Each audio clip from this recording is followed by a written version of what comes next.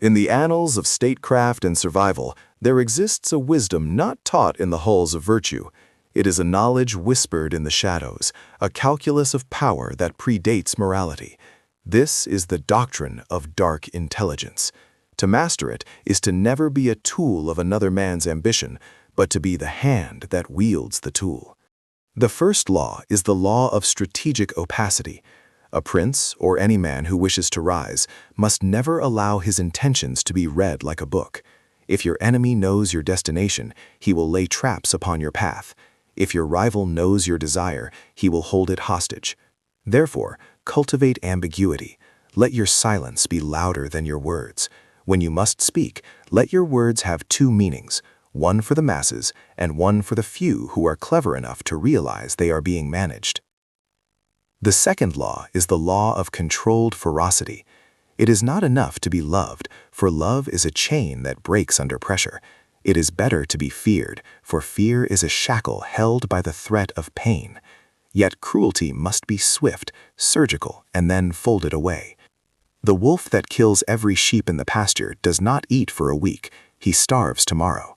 But the wolf that kills one and reminds the flock of his fangs, he eats forever.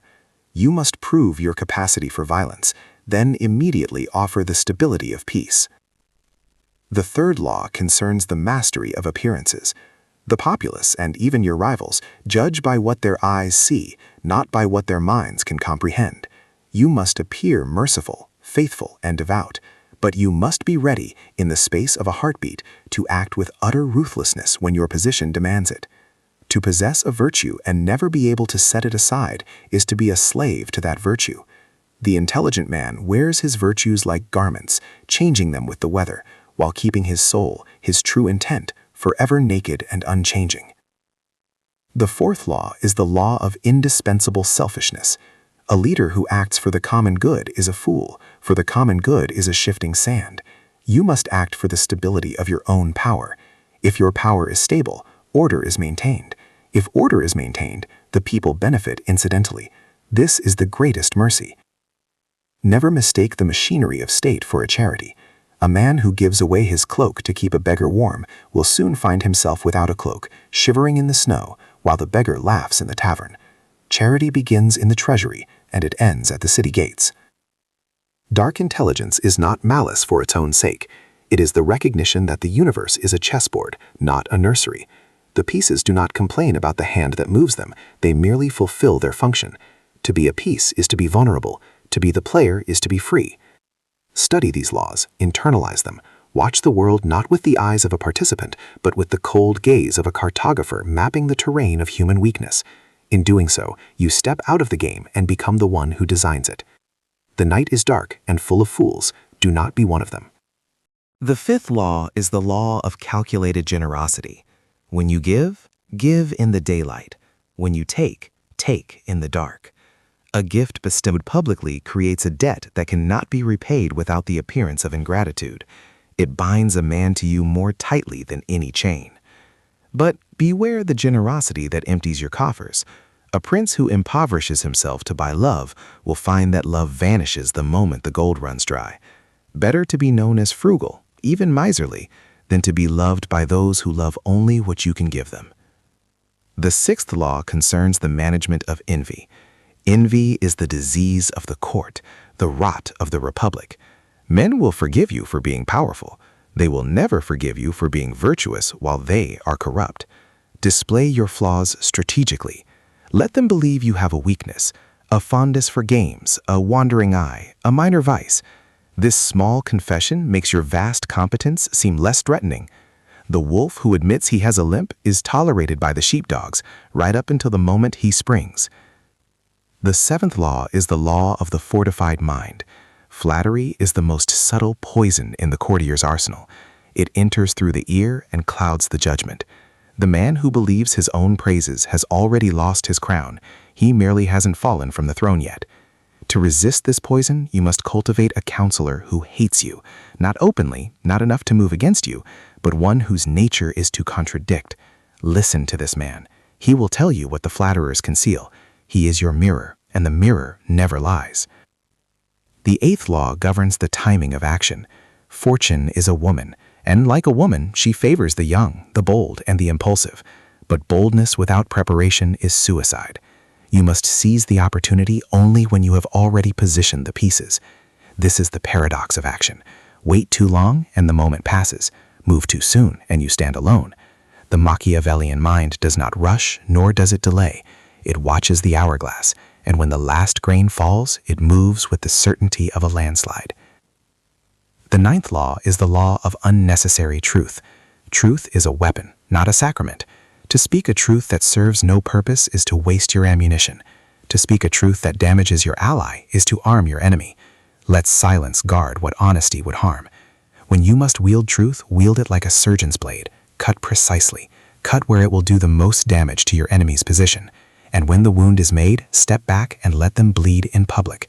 The truth, spoken at the right moment, is an execution. The 10th law is the law of legacy. All princes die. All powers fade. The only victory is to ensure that when you fall, you do not fall alone. Plant your seeds in the minds of the young. Train your successors in your methods, but never let them know all your secrets. For a doctrine that dies with its master is no doctrine at all. It is merely a memory. But a law that lives in the blood of the next generation becomes instinct. It becomes nature. And what is nature but the oldest, most successful strategy of all? These are the laws. They are not written in books that line the shelves of the pious. They are written in the scars of the defeated and the victories of the forgotten. Read the signs, adapt, endure. The game never ends. The players merely change. Il principe è morto. Lunga vita al principe. The 11th law is the law of the wounded beast. A man cornered is a man transformed. He sheds mercy like a snake sheds skin. He becomes something primal, something that does not fight to win, but fights to destroy. Never corner a man unless you are prepared to be consumed in the fire of his desperation. Therefore, when you strike, strike absolutely. Leave no retreat, no negotiation, no hope. The serpent you crush partially will one day wrap itself around your throat in the night. Mercy to the vanquished is cruelty to yourself. Let the grave close over them completely. The 12th law concerns the architecture of dependence. If your subordinates can function without you, they will eventually desire to rule without you. You must weave yourself into the fabric of every success until your absence is synonymous with failure. Make them need you, not for love, not for inspiration, but for the simple mechanics of survival.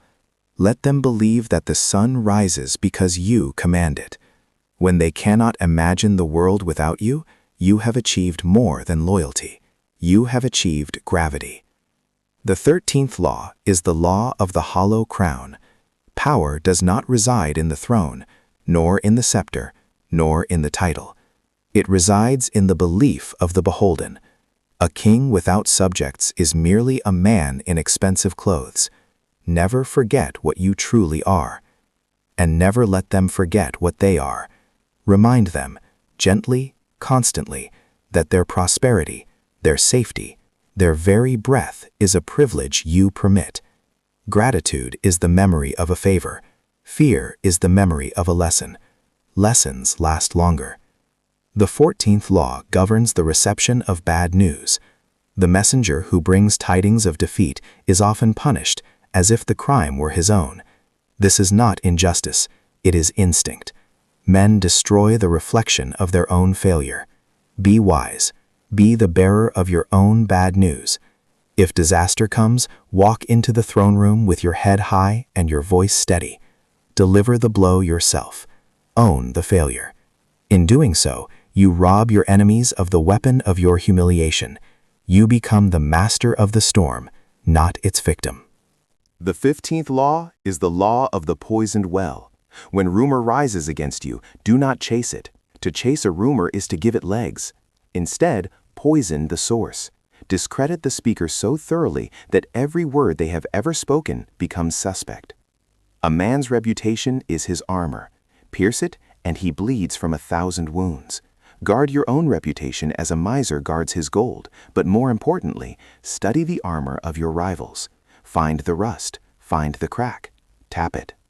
once, twice. Watch it shatter. The 16th law is the law of the absent hand. The most effective control is the control that is never seen. The puppet who believes he moves freely performs with a passion no marionette can match. Let them think they are the authors of their own ambition. Whisper suggestions in the dark. Plant ideas in the minds of the ambitious and let them claim them as their own. They will work twice as hard to realize a dream they believe is theirs, and when they succeed, you succeed. When they fail, you were never there. The 17th law addresses the illusion of progress. Men believe they move forward. They believe their age is wiser than the last. This is vanity. Human nature is a stagnant pond. Only the scenery around it changes. The same ambitions, the same fears, the same folly, eternal. Knowing this, you hold the greatest advantage. While others chase the new, you study the old. While they marvel at invention, you recognize the same game with different names. You are not deceived by the costume of the age. You see the player beneath the mask. The 18th law is the law of the dormant viper. In times of peace, prepare for war. In times of friendship, catalog the weaknesses of your ally. The viper does not strike because it hates. It strikes because it is a viper. Do not be caught sleeping when the season turns. Trust is a temporary truce in the permanent war of interests. Extend it when useful. Withdraw it when necessary, but never ever forget that the hand that signs the treaty today may hold the dagger tomorrow. Trust the agreement, trust the bond, trust nothing. The 19th law concerns the management of parasites. Every court, every organization, every circle of power attracts those who feed without producing. They smile, they flatter, they agree. They are barnacles on the hull of your ambition. Scrape them off before they sink you. But beware. The parasite, when removed, will cling to another host. It will whisper your secrets in new ears. Therefore, do not merely remove them, discredit them, impoverish them. Ensure that when they arrive on new shores, they arrive as beggars, not as ambassadors. The 20th law of this discourse is the law of the inward gaze. You have learned to read others. You have learned to move them, to use them, to discard them. But the darkest intelligence turns inward. Know yourself. Know the beast that lives in your own chest. For if you do not know your own hunger, you will be consumed by it. If you do not know your own fear, you will be ruled by it. The master of others must first be the master of himself. The throne of the world rests upon the foundation of the skull, your skull. You have now seen the architecture of the abyss. These are not laws for the faint of heart. They are tools for the builder of empires, the shaper of men, the navigator of the dark. Use them, or be used by those who do. The candle flickers. The hour grows late. The world sleeps, dreaming its dreams of virtue and peace. But you are awake now. You have always been awake. Go, walk among them, wear the mask, play the game, and remember. In the kingdom of the blind, the one-eyed man is not king. He is the sacrifice. Be the darkness they cannot see.